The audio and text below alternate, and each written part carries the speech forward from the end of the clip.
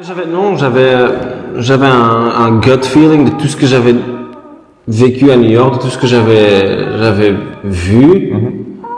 Je me suis bien entouré, j'avais des bons partenaires, un bon partenaire design, un bon partenaire investisseur, et mon frère et moi qui ont une confiance ultime. Et puis les premiers 6 mois, on a ramé et on a surpassé la première vague, quoi.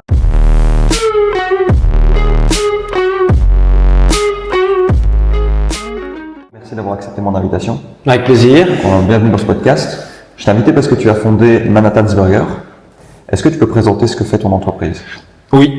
Ça a démarré en 2011, quand je suis parti après mes études d'ingénieur de gestion à l'ULB à Bruxelles. Je suis parti pour New York directement après. Où j'ai travaillé pendant 2 ans dans les food trucks de gaufres belges. Et j'ai travaillé alongside l'entrepreneur qui m'a fait goûter qu'est-ce que c'est vraiment l'entrepreneuriat dans toutes ses facettes. Et à Manhattan, c'était évidemment très challenging, intense, parce qu'en plus on était dans le street business. Et c'est vraiment cette immersion à New York pendant 2 ans qui m'a fait booster moi je voulais toujours démarrer mon entreprise, mais qui m'a fait booster l'idée de est-ce qu'on voit ici des restaurants italiens, des restaurants libanais, des restaurants chinois. Est-ce qu'il y a moyen d'exporter cette énergie new-yorkaise en Europe? D'accord. Et ça, c'était la fondation de Manhattan's que j'ai fondée en 2013 avec mon frère, qui est le chef de cuisine. Et à 2, on a démarré en octobre 2014 à l'avenue Louise. D'accord. Et donc, c'est vraiment cette expérience à New York qui t'a permis de lancer, etc. Oui, tout à fait. Pourquoi est-ce que tu as décidé de partir à New York à la fin de tes études? Parce que je voulais absolument être aux États-Unis et notamment à New York. C'était un coûte que coûte. Je savais pas encore dans quelle industrie je voulais aller, mais je voulais pas être dans le tech. Parce que le tech c'était pas mon truc. J'avais testé ça pendant 6 mois en Inde. Et je me dis j'ai besoin d'un produit, j'ai besoin d'une expérience, et j'aime beaucoup le marketing. Et c'est ça qui m'a. Donc tu préfères vendre un vrai produit plutôt que d'être dans le digital, par exemple? Oui. D'accord. Et comment est-ce que tu as fini dans les food trucks de gaufres? Est-ce que tu connaissais la personne qui faisait ça? Ou est-ce que Via, oui. J'ai lancé 50 flèches. Et il y en a 5 qui ont collé. Il y en a un qui m'a fait rencontrer Thomas de Geest, le fondateur de Waffles & Donc ça existait déjà 5 ans. Puis il est arrivé en Belgique en avril. Il a fait mon interview ici. Puis j'ai fait un stage là-bas de 3 mois. Avec un visa touriste, mais parce que je savais pas si j'allais rester là-bas. Et ça m'a tellement plu après 2 mois qu'on a commencé à réfléchir, est-ce que je peux avoir un visa et tout, et rester plus longtemps. Et ça t'a permis d'apprendre beaucoup de choses au niveau de l'entrepreneuriat. Tu as été multitâche. Il t'a amené vraiment à tous les moments de son business, quoi. Ouais, c'est ça. Et il m'a aussi appris, les Américains sont super forts en storytelling, marketing, branding. Enfin, c'est pas les Italiens qui ont internationalisé les cafés, c'est Starbucks. Malheureusement, c'est pas les Italiens qui ont internationalisé le gelato, mais c'est Häagen-Dazs, Ben & Jerry's. Donc, ils sont très forts en tout ce qui est business, commerce. Et surtout, à New York, t'as l'opportunité, de rencontrer des milliers de gens, j'imagine. Qui sont, tout le monde est là pour pousser au moins 3, 4, 5 ans de leur vie, et ça crée un melting pot de c'est un environnement hyper riche, quoi. Tout le monde est là, tout le monde essaie de te vendre des trucs, etc., j'imagine.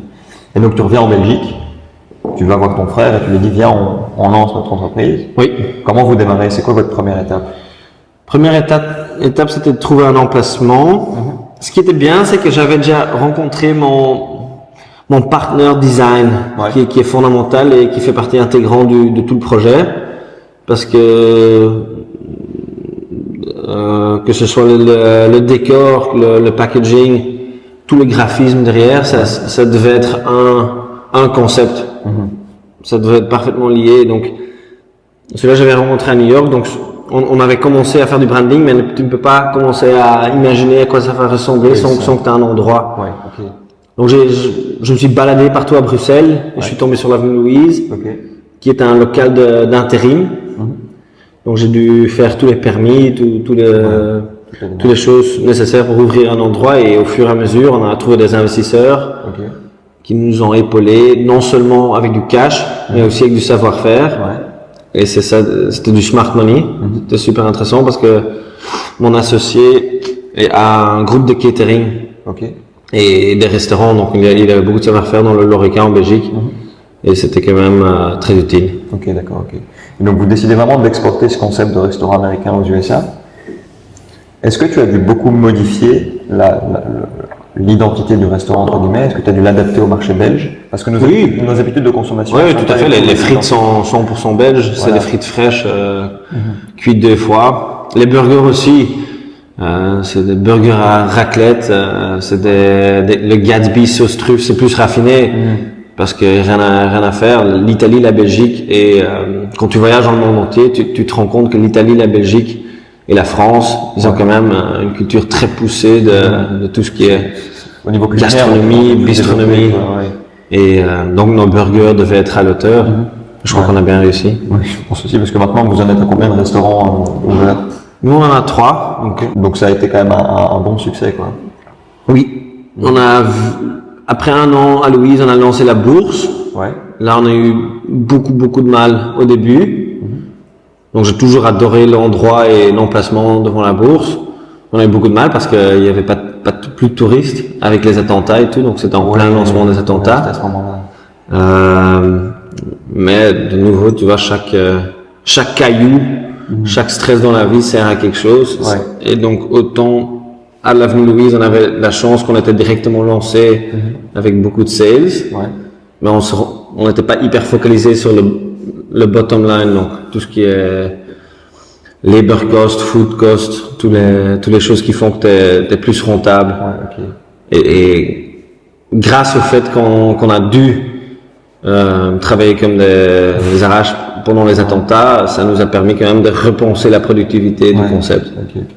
Il y a quelque chose que je vois beaucoup en ce moment, c'est que quand tu veux lancer ta boîte, ils recommandent de tester ton offre, tester ton produit avant de le fabriquer, donc de vendre avant de la proposer aux clients.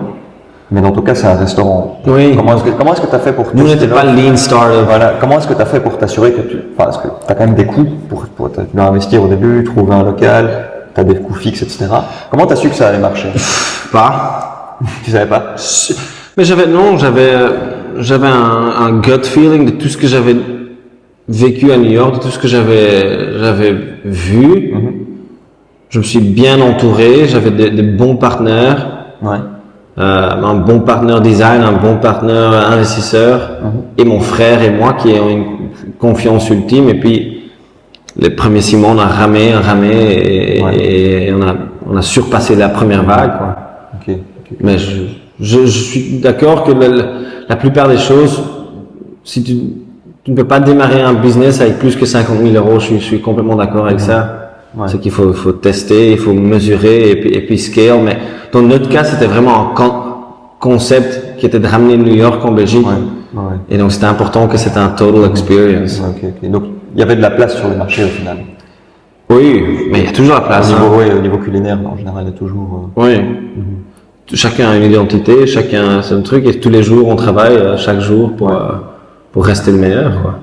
Et donc tes deux partenaires, tes deux cofondateurs, eux travaillaient déjà et ils ont quitté leur emploi pour lancer ce Manhattan's Burger, ou ils étaient... Ah non, eux c'est des investisseurs silencieux. D'accord. C'était moi et mon frère, et eux ils nous ont juste épaulés au niveau savoir-faire et contact, etc. Ok, d'accord. Et donc justement, tu dis que vous avez travaillé d'arrache-pied, etc. Au niveau time management, comment ça se passait? Est-ce que vous deviez travailler 15 heures par jour? Au début, oui. Et puis dès que tu as du cash qui rentre, tu commences à déléguer, automatiser et optimiser certains processus. Mais c'est évident que les 6 premiers mois, dans l'Horeca, c'est très particulier. Tu vois, il n'y a pas de délai de temps entre le moment de la production et le moment de la délivrance du produit. Ça se fait en 10 minutes. Tandis que dans la plupart des business, c'est 1 mois, 2 mois, 3 mois. Et donc c'est la particularité qui fait que... Le truc est efficace, quoi. Oui, en 3 mois, soit tu survis, soit tu es mort, presque. Et donc au début, c'était toi dans le magasin qui vendait. Oui.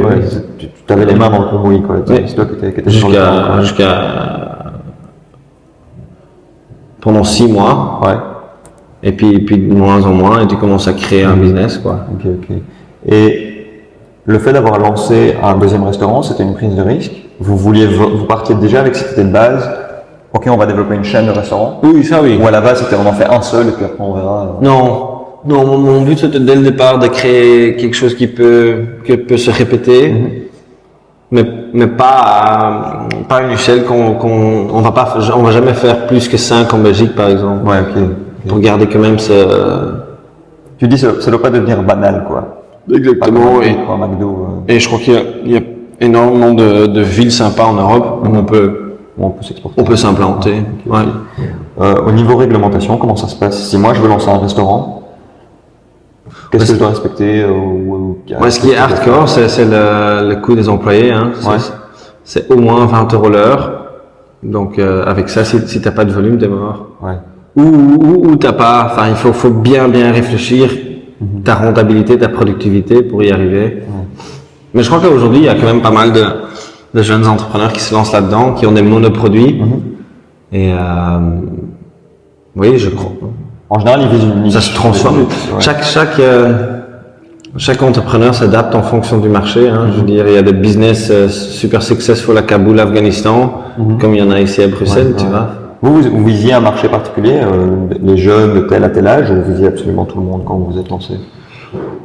Oui, la plus grande cible possible, mais je crois que chez nous, surtout, c'est les jeunes travailleurs et les jeunes familles, quoi, donc les gens entre 23 et 45. Ok.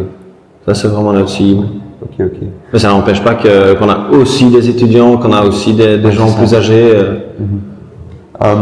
J'ai interviewé il n'y a pas longtemps Laurent de Volder, qui a fondé la brasserie Lyon. Je sais pas si tu connais. Oui. Et lui, il disait qu'en ce moment, sur le marché brassicole, il y avait énormément de bières qui se lançaient. C'était une tendance, mais que la majorité des gens qui se lançaient, dans 5 ans, ils n'allaient pas survivre.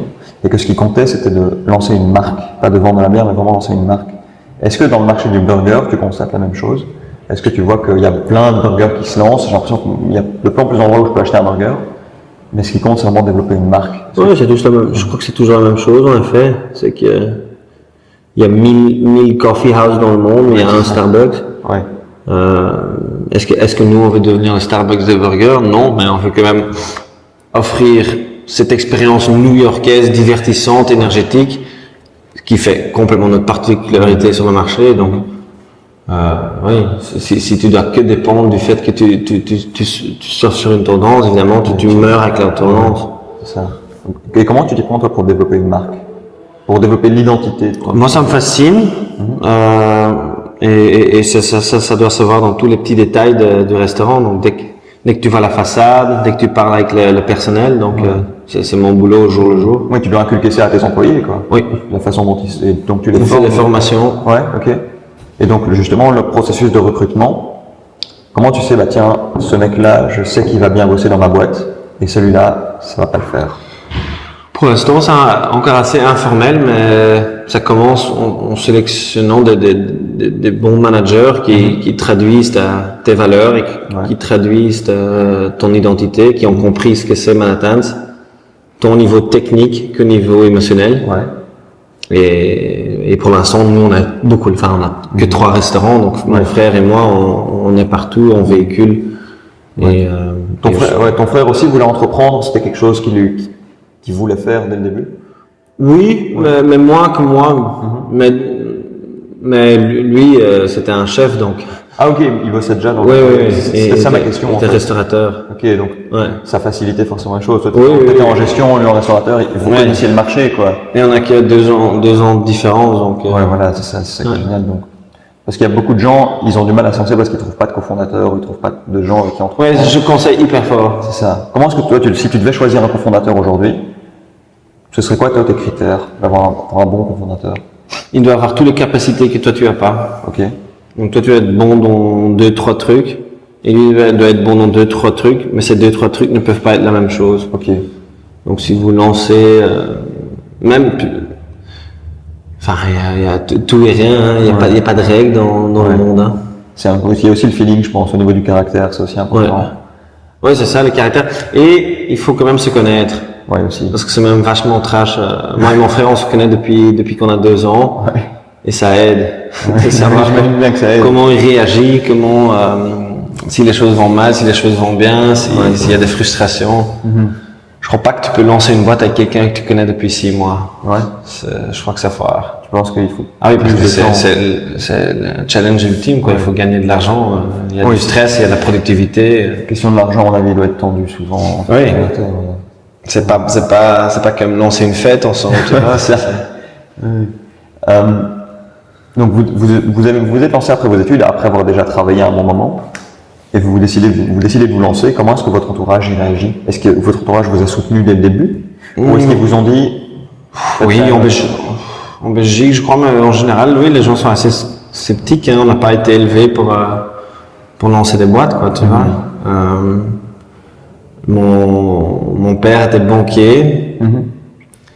Et ma mère travaillait à la maison pour s'occuper de nous, donc c'est pas comme si on a reçu ça de la maison, quoi. Donc j'étais assez sceptique, mais au final ils ont toujours eu confiance dans notre potentiel, mais ça peut que se dire une fois que ça marche, quoi. Ouais, c'est ça. Avant ça reste. Ouais. Mais bon, ça te donne aussi la niaque pour. Oui, c'est ça. T'as envie de prouver que tu peux y arriver. Exactement. Est-ce que tu as vu donc tu as bossé 2 ans aux États-Unis? Quand tu es revenu en Belgique, est-ce que tu t'es pas un peu pris une claque? Parce que la mentalité, le mindset est totalement différent, quoi. Est-ce que tu as vu une énorme différence? Oui, si, mais c'est ça qui fait de nouveau la différence. Moi, je trouvais les restaurants, à mon époque, c'était il y a 3 ans, assez boring. Ouais. Et donc, c'est pour ça que j'ai dit, il me faut, à part un makissou, un café de la presse, il n'y avait rien. Et maintenant, il y a 10 concepts dans la rue Les-Broussards, par exemple, ou rue du Bailly, ou place Sainte-Catherine. Ouais.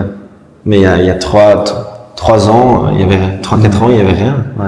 Donc c'est assez, ça donc, donne assez. Vous étiez quasiment les premiers à développer une nouvelle identité. Je crois, ouais. Tu t'es pas fait accompagner pour lancer ça? Parce qu'il y a pas mal d'entrepreneurs qui passent par des programmes d'accompagnement, comme le Startup Camp. Ouais, mais j'avais fait ingénieur de gestion. Donc tu n'avais pas besoin de... Non. Tu trouves que ce serait nécessaire pour quelqu'un de faire ce genre de choses? Si, mais chez nous c'était nos investisseurs et c'est quand même, eux ils ont les couilles dans le jeu, donc ouais, c'est ça. C'est quand même le coaching ultime, quoi. Ouais. Et ça c'est intéressant ce que tu dis par rapport à tes investisseurs, parce qu'eux mettent de l'argent dans ta boîte. Oui. Donc il faut tout de suite mettre les choses à plat, mettre les choses au clair. Comment est-ce que tu fais pour choisir un investisseur? Est-ce que c'est celui qui a le plus d'argent? Est-ce que c'est celui qui colle à la vision? Non, je crois que c'est celui avec lequel tu sens que tu peux négocier un deal très dur, mais après ça devient un ami autour de la table qui... Ouais. Mais ça dépend de tel type de financement, tu vois, mais dans notre cas, tu vois, notre business, c'est pas comme du tech exponentiel avec une valorisation de 100 millions. Notre business, ça grandit linéaire, donc restaurant par restaurant, donc il faut quand même une patience. Ils peuvent pas être à la recherche de l'argent, du retour sur investissement après 5 ans, quoi. Il faut quelque chose qui se développe, qui est durable. Mais ça, c'est dans mon cas, donc. Il faut avoir un sentiment de vente partagé sur les valeurs du business. Mais c'est vrai que j'ai été voir 5-6 personnes. Et tu sens ça directement, tu vois, après 2 minutes de parler, c'est comme un date, quoi. Ça va super vite, quoi. Oui. Tant dans l'un sens comme dans l'autre. Oui, c'est du dating. Et tu les connaissais déjà, ces investisseurs, ou t'as dû, c'est du via? Comment tu trouves un investisseur? Via. Un des investisseurs était aussi dans B-Angels, mais je suis pas passé par la plateforme B-Angels. Mais tu vois, c'est une des raisons pour laquelle tu fais Solvay. Par exemple, tu vois, t'as ton passeport, t'as un peu la marque qui t'ouvre certaines portes. Solvay t'a beaucoup aidé, toi, le fait d'avoir été là-bas? Non. Enfin, c'est des cours techniques que j'utilise 5% de mon temps. Ça te forme analytiquement et au niveau de la discipline, oui. Donc ça c'est bien, mais ça ce n'est que 10% du chemin.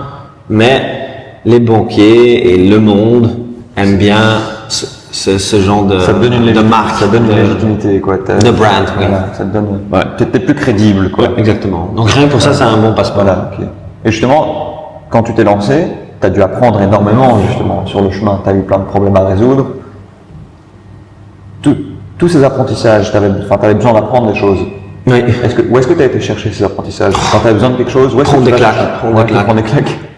Tu te prends des claques. Il n'y a rien à faire dans la vie. Tu peux rien Enfin, tu peux aller à des conférences à gauche, à droite, mais tu ne sens que vraiment ce que ça veut dire si tu te prends dans ta gueule. Oh merde, j'aurais dû faire ça, ça et ça comme ça différemment. T'as des exemples de grosses erreurs que vous avez faites, que tu te dis en gardant en arrière, maintenant ça paraît évident. Oui, c'est évident qu'on aura plus vite aller vers un management plus professionnel. Ouais. On s'était pas rendu compte à quel point, enfin, il faut quand même trouver des gens qui sont hyper capables d'avoir de la poigne, quoi. Oui, et de savoir ce que c'est, comment maîtriser, exécuter un concept.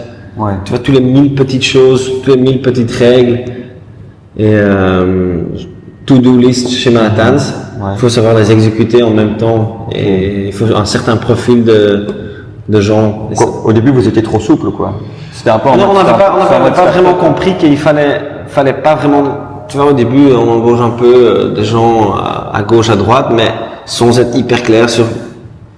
Ok, ce mec-là a la discipline. Ouais. Et il sait faire le customer service, donc être face au client et savoir divertir le client. Mais au début, on avait plutôt pris des gens plus émotionnels, artistes. Ok. Plus que des gens un peu disciplinés, carrés. Ouais, c'est vraiment repérer le bon profil, quoi. Ouais. Mais bon, voilà. Ça arrive. Ouais. Et justement, tu as parlé de ton lancement de ton deuxième restaurant, et c'était très difficile à cause de la période. Ouais. Comment vous avez survécu mentalement? J'imagine pas la difficulté que ça a dû être. C'est de se dire tous les jours que ça va marcher. Et maintenant ça marche, c'est ça qui est dingue, mais bon, j'aurais jamais su, tu vois. C'est juste, oui. En fait, tu crois dans une chose, si tu exécutes bien un concept et tu as un bon produit et tous les jours, tu fais ce que tu as promis à tes clients, au final, quel truc ne survit pas dans ce genre de scénario? Sauf si tu es dans un mauvais marché. Ouais. Mais si tu es dans un marché de la bouffe, tout le monde a envie de manger. Oui. Tu te dis, on aura toujours besoin de manger. Tu vois, oui, ça, et si on exécute bien notre truc, malgré les circonstances actuelles, ça va quand même, ça doit tourner, quoi. C'était pour vous la période la plus difficile dans votre histoire? Ah oui, bien sûr. Ouais. De loin, ouais. Il n'y a eu aucun moment dans votre histoire où vous vous avez dit, va peut-être falloir qu'on arrête. Non, parce que heureusement qu'on avait Avenue Louise. Oui, Avenue Louise tournait bien. Comblait le. Alors pourquoi il y avait cette différence? Enfin, c'est peut-être une question débile que je pose, mais pourquoi est-ce qu'Avenue Louise tournait et pas celui de la Bourse? Mais parce que c'était en full attentat. Ah oui, voilà. Ils ont même fermé. Ah oui, c'était la zone était fermée, exactement. Ouais. Ah oui, ok. Donc, ouais. Et donc maintenant, c'est chaque année, ça va de mieux en mieux, et maintenant ça tourne bien parce qu'il y a des touristes, il y a du monde, ça commence à bouger. Ouais. Ok. T'as besoin de fournisseurs pour ton restaurant? Oui. Comment est-ce que le fournisseur, c'est une question que je pose assez souvent, mais comment est-ce que le fournisseur réagit quand il te voit arriver? Est-ce qu'il t'accueille, il est content de te voir, il réagit pas spécialement? Ou il se dit c'est un nouveau, il demande des petites quantités? Surtout dans l'Orica, c'est très difficile au début, mais nous, de nouveau, on avait la crédibilité de notre associé. Ouais, ok. Et ça fait toute la différence, parce que je crois que sinon c'est très difficile. On a aussi switché, upgradé de fournisseurs au fur et à mesure de notre truc, et consolidé chez certains trucs. Parce qu'au début, t'as pas de volume, oui, c'est ça, t'as pas besoin de grosses quantités, donc. Non, c'est très dur. Il faut négocier aussi, quoi. Et ce n'est qu'après un an, une fois que t'as prouvé que t'as du volume, que tu sais payer tes factures, que les gens t'écoutent, quoi. Ouais. Et du coup, justement, au début, tu dois enfoncer la porte, quoi. Oui. Et j'aime bien la phrase fake it until you make it. Ouais. Ça, c'est vraiment vrai. Ouais. Dans le sens où il faut toujours jouer un coup de poker et faire semblant que t'es plus grand que tu es. Ouais. Parce que tu vois, c'est aussi l'œuf et la poule, quoi, tu vois. Oui, c'est ça. Tu projettes aux autres ce que tu aimerais devenir, et puis par là, tu vois. Ouais. Oui, je crois que ça marche. Vous avez dû le faire, vous faker. Oui. Ouais. Et enthousiasmer les gens autour de toi. Enfin, je crois t'avais appris à vendre à l'UNIF ou t'as dû l'apprendre sur le chemin? Non, ça c'est pas ça. Je suis à l'UNIF et c'est ce que j'en parlais encore hier avec deux autres fondateurs. Ils ont dû apprendre sur le tas, quoi. Ah oui. Apprendre sur le tas. Oui, l'UNIF c'est bien parce que ça te met dans le plus important de l'UNIF, tu vois. Pourquoi tu vas à Harvard ou Stanford, les bons UNIF? Parce qu'ils font une sélection de malades, de gens. Et en fait, c'est plutôt un social hub où tu rencontres tes futurs, tes futurs amis, tes futurs cofondateurs, tes futurs collègues de travail. Et les cours, oui, ça fait partie de quelque chose, mais ce n'est que technique, tu vois. Et tu peux lire autant que tu veux, mais ça reste important. Mais c'est quand même, la vie passe par l'essai-erreur, trial and error, pas dans un classroom, tu vois. C'est ça. Mais je trouve que tu dois vraiment avoir la mentalité d'apprendre de tes erreurs, quoi, et te dire, ok, c'est arrivé. Ah oui, en permanence. Si l'erreur est une erreur à la française, tu vois, les Français et les Belges dans une moindre mesure ont beaucoup de mal avec l'erreur, quoi, tu vois. C'est ça qui fait qu'on bloque au niveau start-up et tout, mais ça commence à changer, mais ça prend beaucoup de temps parce que depuis 300 ans, le catholicisme et tout a dit t'as pas droit à l'erreur. T'as pas droit à échouer.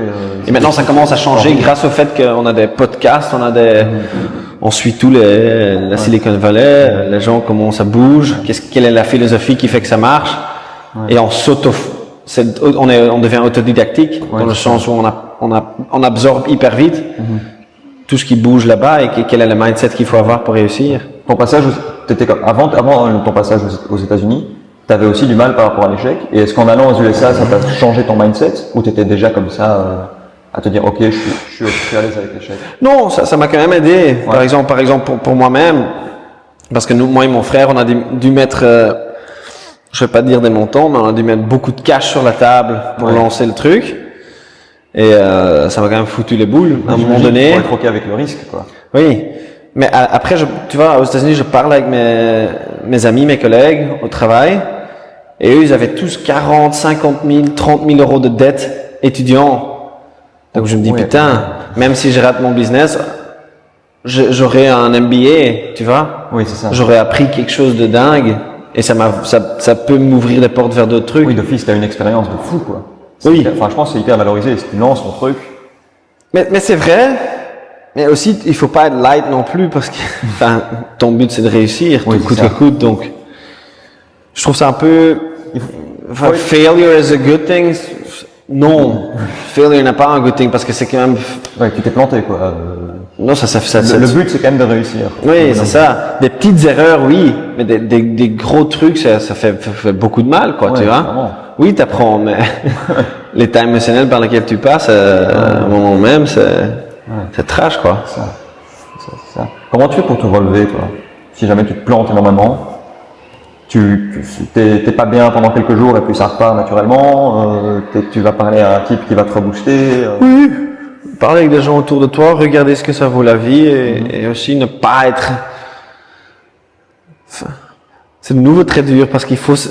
Pour réussir, il faut se jeter tous les jours, mais tu dois prendre une distance par rapport à ça, tu vois, c'est très complexe. Ouais. Et j'ai toujours du mal avec ça, je l'avoue.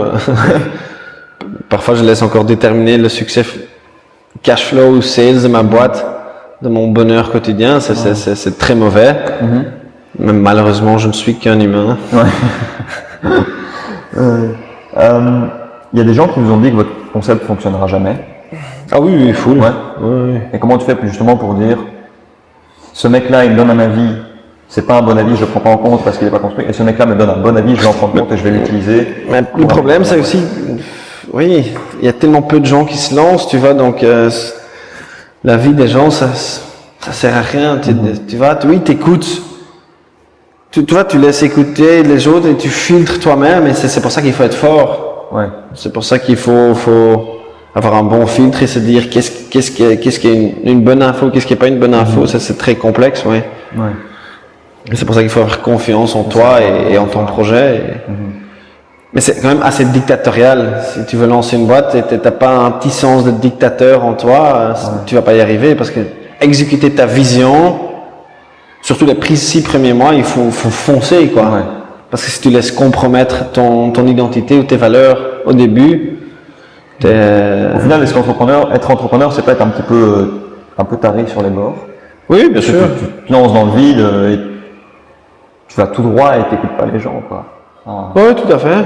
Et parfois ça marche, parfois ça marche pas. Mais ce qui est très dur, et là j'ai eu un bon coaching des professionnels de l'industrie.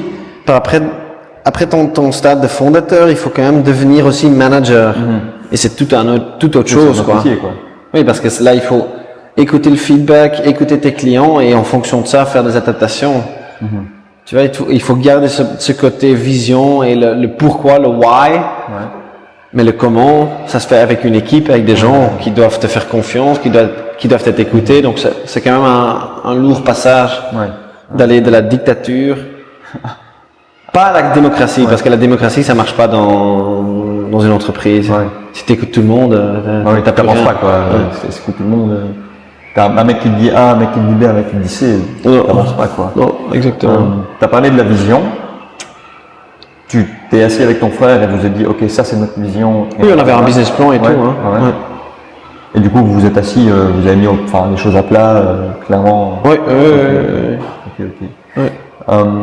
Il y a des entrepreneurs qui t'ont inspiré à te lancer et des role models. Oui, Seth Godin. C'est un gourou de marketing. Je suivais son blog pendant 4 ans. En fait, c'était mon prof d'UNIF, si je peux le dire. Oui. Et l'entrepreneur qui m'a inspiré, oui, ça reste, je suis assez classique, ça reste Walt Disney et Steve Jobs. Ouais, Pourquoi ces deux-là en particulier? Parce qu'ils sont très dans l'émotionnel et dans le branding et dans le consumer products et j'adore ce genre d'industrie. Ils mettent, surtout Steve Jobs, ils mettaient le client en premier, quoi. Oui. C'est le consumer first. Oui, le truc, Walt Disney, il a créé quelque chose d'enchantant. Et c'est ça avec Manhattan, si on veut faire ça aussi. D'un côté, les deux se sont aussi bien plantés, vraiment, quoi. Ah oui. Disney, lui, les gens lui disaient, ouais, t'arriveras à rien. Jobs s'est fait virer, quoi. C'est aussi inspirant, quoi. Quand tu étais aux études, tu avais déjà lancé des projets ou tu t'es toujours concentré sur tes études?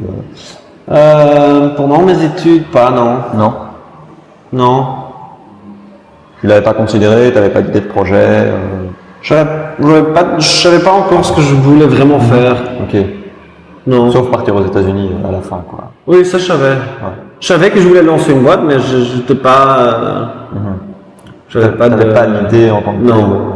À ce moment-là, non. Et donc tu as vraiment décidé d'exporter ça oui, chercher et faire l'aléatoire, jouer son rôle dans la vie, quoi. Parce que en général, on dit pour trouver une idée entre guillemets, tu dois réfléchir en termes de problèmes et trouver des solutions. Mais chez moi, le problème, c'est quoi le problème? C'est que les restaurants étaient fondamentalement boring à Bruxelles. Il n'y avait pas de wow, energy, ambiance, il n'y avait pas ça.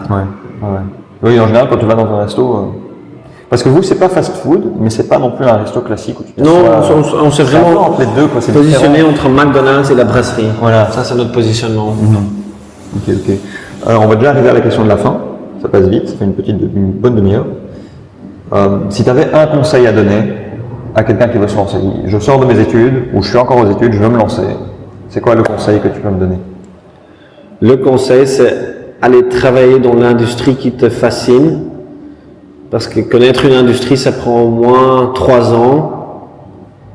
Donc, à chaque fois que on dit que c'est pas grave ton premier boulot, il faut foncer, mais c'est pas vrai, je trouve. Je trouve que pour pouvoir entreprendre, il faut connaître les acteurs dans l'industrie, comment on gagne de l'argent dans l'industrie, comment on s'organise les sales pour pouvoir trouver les customer pains et les trous. Et je crois que c'est ça qui, sans mettre mon expérience à New York, jamais de la vie je serais lancé dans ce que je fais. Tu dois connaître ton marché, quoi. Connaître comment ça se passe, comment s'y prendre, quoi. Comment ça fonctionne, quoi. Si j'ai envie d'aller manger un burger, où est-ce que je trouve vos restaurants? L'avenue Louise, 164, à la Bourse, donc en face de la Bourse, et à Groenplaats, à Anvers. Ok, super. Merci Jérôme. Merci à toi.